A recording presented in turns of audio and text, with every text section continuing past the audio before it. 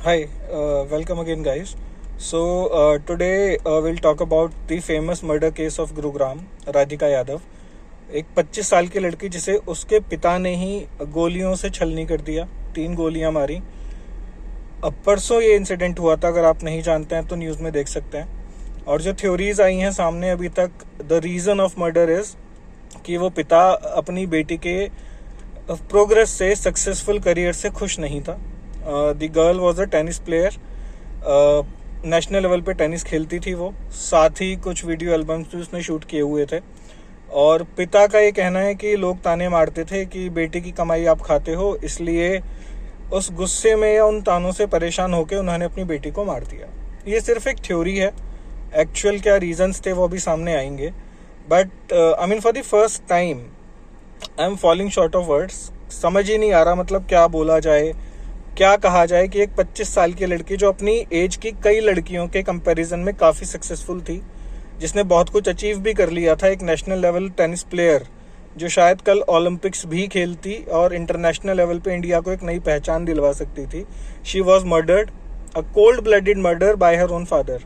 ये सुनने में जितना डरावना है, अभी आगे आने वाले कुछ सालों को देखा जाए तो और ज़्यादा डरावनी तस्वीर हमारे सामने आती है. This generation gap between people who are 90s और मे बी 80s बॉर्न और उनके बच्चे जो अब 18 to 25 के एज ग्रुप में हैं, या जेन जी जिसको हम बोलते हैं, दोनों एक जंग लड़ रहे हैं अंदर ही अंदर. पेरेंट्स के मन में अलग इनसिक्योरिटीज़ हैं based on their own experience कि बच्चे ऐसा ना करें वैसा ना करें. बच्चों के मन में दिलो दिमाग में एक अलग ही दुनिया है अपने करियर को लेकर, अपने विजन, अपने ड्रीम्स को लेकर. और जब दोनों के थॉट प्रोसेस में क्लैश होता है तो ऐसे हादसे सामने आते हैं.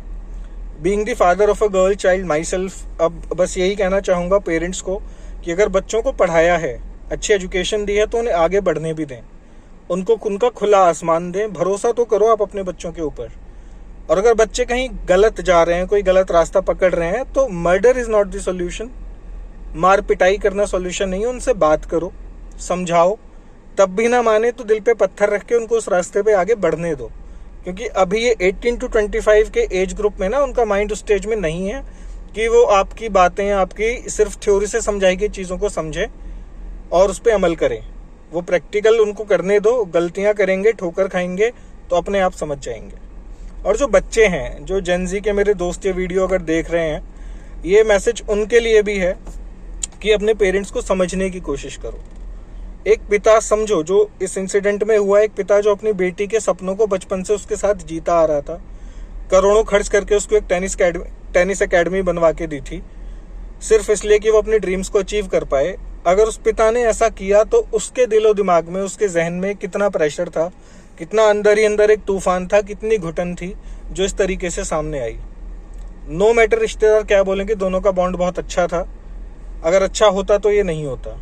आप समझदार हो, पर आपके पेरेंट्स ने भी वही दुनिया देखी है जो अब आप देखोगे. और अगर किसी काम को करने से वो रोकते हैं तो आई एम नॉट सेइंग कि इमीडिएटली रुक जाओ, पर डेफिनेटली उस काम के प्रोज एंड कॉन्स को एक्सप्लोर करो. क्योंकि अभी ज़रूरत है, बहुत ज़्यादा ज़रूरत है दोनों जनरेशन्स के बीच में जो गैप है ना, इस गैप को और इन चीज़ों को बैलेंस करने की. और वो तभी पॉसिबल होगा जब एफर्ट्स दोनों साइड से होंगे, पेरेंट्स की साइड से भी, बच्चों की साइड से भी. और अगर गाइज हम ऐसा नहीं कर पाए, ये बैलेंस मेंटेन नहीं कर पाए, तो ये एक एग्जाम्पल है.